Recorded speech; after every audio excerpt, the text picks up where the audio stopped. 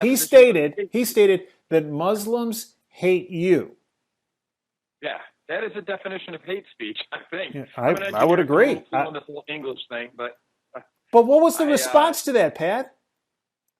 the response from my colleagues was silent as part of Schutte. Callie says he doesn't agree with my assertions. Hines has been openly in support of welcoming Michigan, which is essentially the refugee program here in the state of Michigan. And so it was, let's just say, not a lot of support. The Republican Party came out with a statement in opposition to me as well, because they're supportive of Bill Schutte, and they wanted to make sure anything that pounds me down an inch builds him up in their estimation. So I was very frustrated by the response, but I was even more frustrated by the response of the media, because you would think that that would be headline news, right?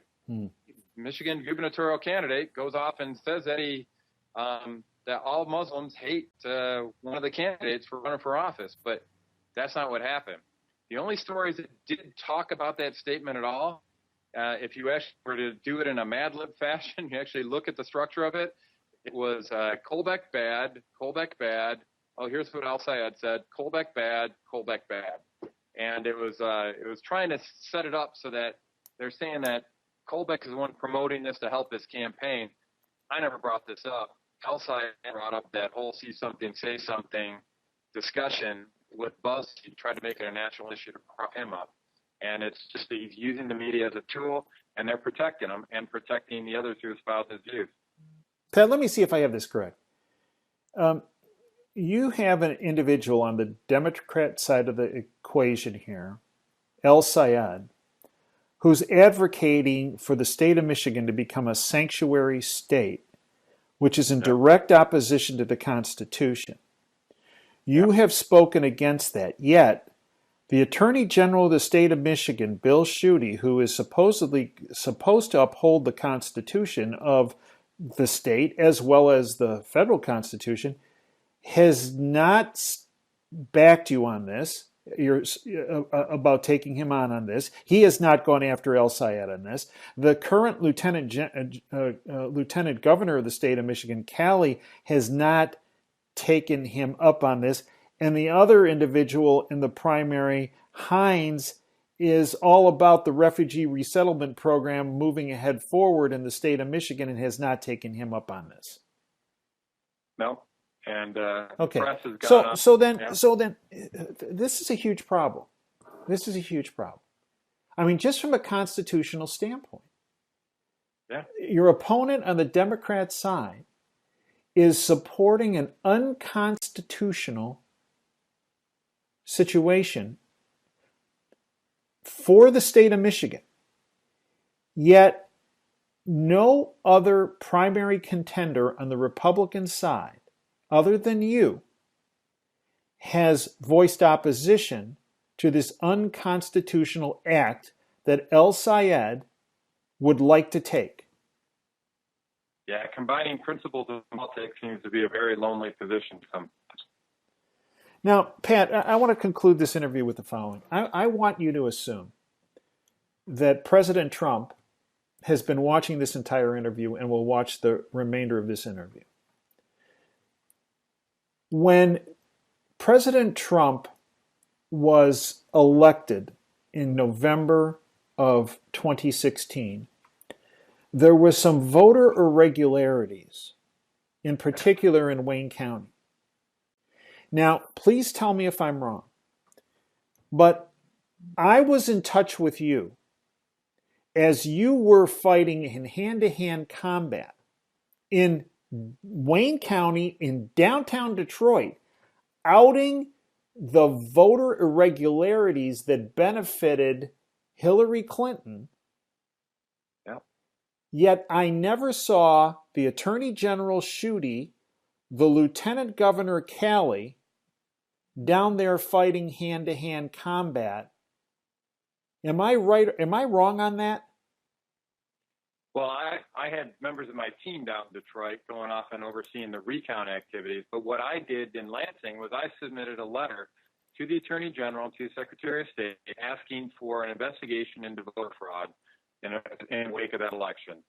In response to that, the Secretary of State issued an investigation They identified 31 counts of voter fraud. The Attorney General did that. I can tell you right now that out of those 31 counts of voter fraud, there are 0 prosecutions. So the Attorney General claims he's tough on voter integrity, but when he had an opportunity to step up to bat, right now he's struck out. He hasn't done anything to go off and protect it. And, what kind of message does that tell people that are interested in committing additional voter fraud? I mean, this was just a superficial investigation by the Secretary of State. They identified specific instances where people voted multiple times in our election. What happens if they make this something that is much more systematic in the upcoming elections? It's something that I find reprehensible, and it's not the only instance of him shirking his duties in this regard.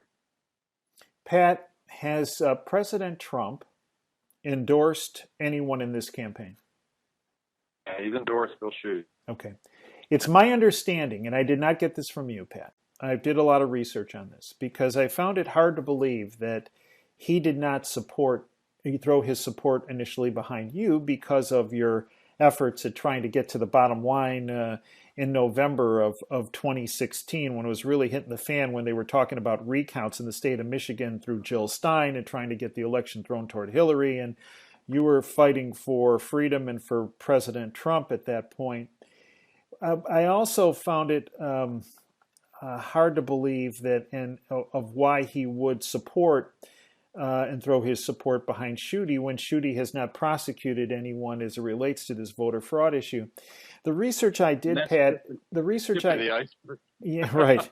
The research I did, Pat. As I understand it, the reason why President Trump endorsed Bill Schuette is because another attorney general who's friendly with Bill Schuette, by the name of Pat Biondi, I believe, from Florida, it's my understanding, convinced President Trump that he should support Schuette.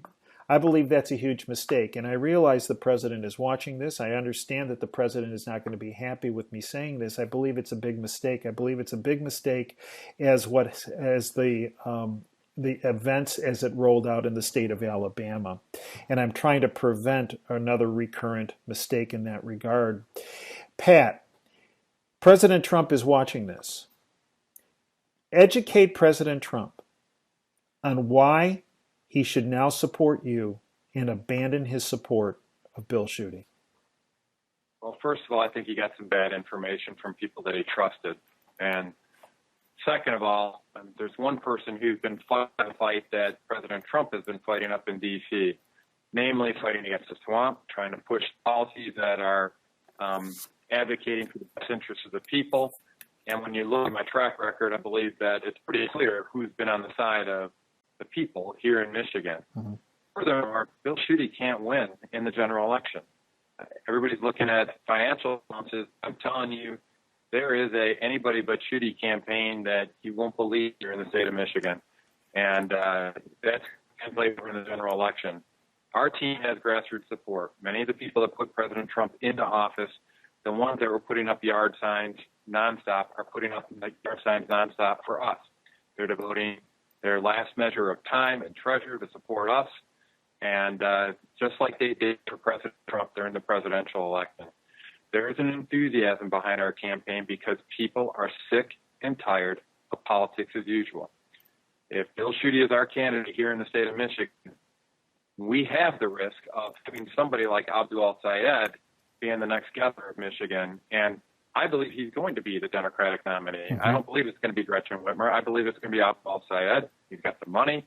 He's got the Bernie Sanders campaign supporting him. And that's who won Michigan in that last election, and it was all on grassroots. It's going to be a juggernaut of two different grassroots campaigns. I believe I will win and be the only candidate because I'm outspoken on the issue that matters to the people of Michigan. I'm the only candidate who can be victorious in that general election, and that will break the cycle we have here in Michigan, where we constantly flip-flop between a Republican governor for 8 years and a Democratic governor for 8 years. They keep going back and forth. That's because we keep putting forward politics as usual candidates. It's time for us to be bold, just as our president's been bold.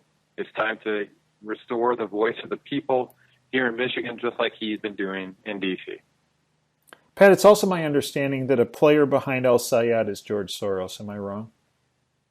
It's his brother, technically. He's a Soros scholar. But when you look at his financial contributions, 45% of those contributions come from out of state. They're literally trying to buy this election from people that are outside of the state of Michigan. He's been actively promoted on national platforms. I think some very widely read magazines have had him as on the cover saying he's the first Muslim governor. He's been groomed since he was 14 years old for this. The gentleman is very charismatic, and he is the support of. He was elected by a student body at my alma mater, University of Michigan, as a speaker for their commencement address, where he got a shout out from Bill Clinton. He is being groomed for this position, and it's my objective to make sure he never sees the governor's office in the state of Michigan. Pat, every one of our viewers, every one of our listeners should support you, either monetarily, philosophically, networking. How can they do it? There's a couple ways. You mentioned you got a lot of international viewers as well.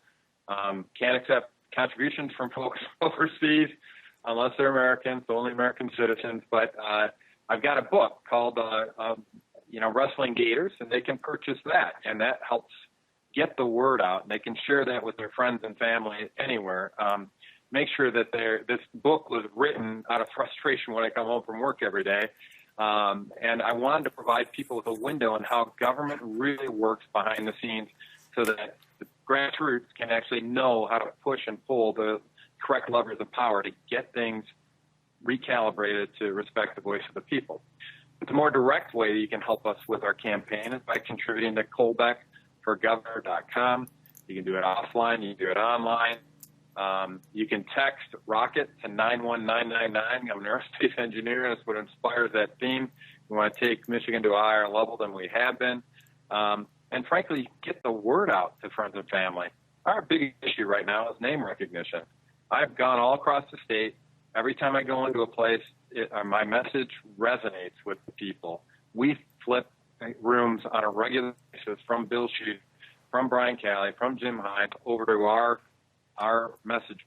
And we even flip people from the Democratic side of the ticket, as I was talking about in Stillman, Michigan, and I can give you a lot of other examples around that as well. But we got to get the message out, and your contribution help us to get on the air. TV ad campaign, all of our money right now is going into fueling the grassroots army, but to take to the next level and get into the margin of people that are not plugged into politics on a regular basis, we need to reach it via other media opportunities. So, and it's not much money. It's about $60,000 for a cable buy. It's about $15,000 for a pretty good radio buy. I mean, we're not talking a lot of money. The maximum contribution per individual is $6,800. And if you can help us out in that, it doesn't take too many people pulling their resources together to get us across the finish line. And this is imperative. When we win on August 7th in the corner, it will send a shot around the world. This is going to be analogous to what happened when Eric Cantor got defeated by Dave Bratt. Mm-hmm. This is going to be analogous to when Donald Trump came through and beat up 16 other Republican gubernatorial candidates to get across the finish line. This will be essentially an opportunity to demonstrate that winning in politics is about much more than money, which tees it up for less importance being played on people who are selling their soul to lobbyists and PAC money when they're running for office. And maybe they'll start serving in a manner that is principled instead of one that sells out the people that they were elected to serve.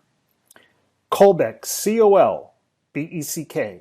Give us the website again and the text numbers, how they can get in touch with you.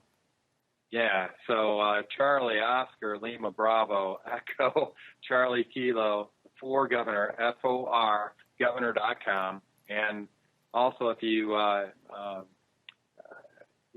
can go off and check out our book at Amazon. It's actually a #1 bestseller in 2 different categories, and we haven't even started advertising. People are hungry for an understanding of what has gone wrong with our system of government. But if you go up to KolbeckForGovernor.com, that's the best way to do this. Remember, our primary is August 7th, so people are going to start voting absentee as early as the end of June. So time is of the essence. If you can get the word out now, that's great. And also just share the word with your friends and family that you may have in Michigan. Make sure that they're aware of the fact that there is a door number 3 that they don't have to go with what the media is pushing with the lieutenant governor and the attorney general. There is another option that's seeking to serve their best interest, not the lobbyists. That's not politics as usual. That actually respects them. Pat, I'd like to thank you for everything you have done, everything you are doing, and everything that you will do. You are incredibly courageous, as is your wife, for taking on the Senate seat you did by being incredibly courageous, but also having tremendous amount of perseverance and focusing like a laser light on freedom and on liberty. You are an incredibly unique individual. You are a very honest individual. You are a person, I believe, who will be, when it's all said and done, the most outstanding governor in Michigan's history, because you truly put the interests of people ahead of your own interests, and lobbyists don't even get through the front door. My dad was always fond of saying the statement, dream big and dare to fail.